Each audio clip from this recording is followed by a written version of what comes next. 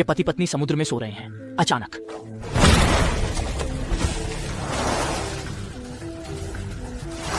Shao मई जल्दी से एक लकड़ी का टुकड़ा तोड़कर अपनी रक्षा करती है, लेकिन शार्क सीधे शाओ शुआई को समुद्र में खींच ले जाती है। शाओ मई यह देखकर जोर से चिल्लाती है।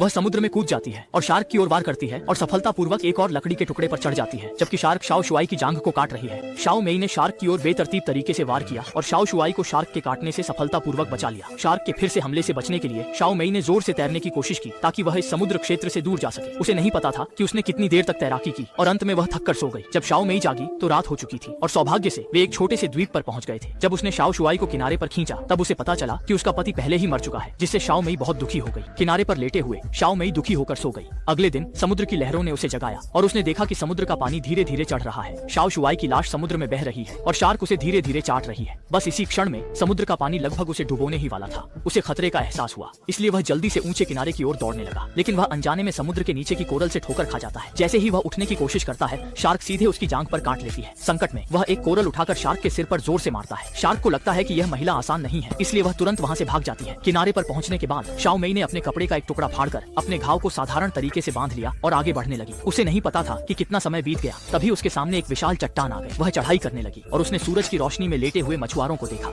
वह उत्साहित होकर मछुआरे की छोटी नाव पर चढ़ जाता है और पास में रखे तरल को पी लेता है, लेकिन अगले ही पल